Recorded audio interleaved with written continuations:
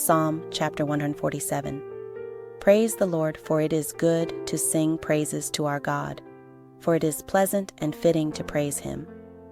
The Lord builds up Jerusalem. He gathers together the outcasts of Israel. He heals the broken in heart and binds up their wounds. He counts the number of the stars. He calls them all by their names. Great is our Lord and mighty in power. His understanding is infinite.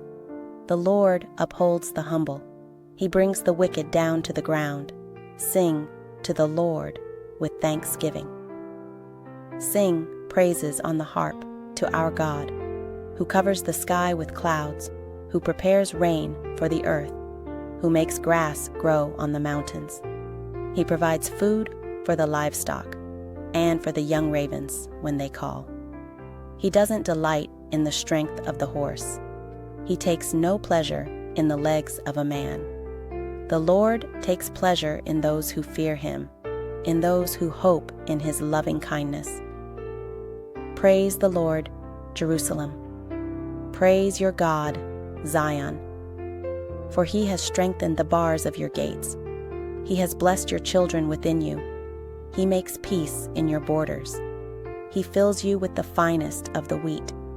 He sends out his commandment to the earth. His word runs very swiftly. He gives snow like wool and scatters frost like ashes. He hurls down his hail like pebbles. Who can stand before his cold?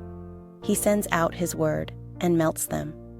He causes his wind to blow, and the waters flow.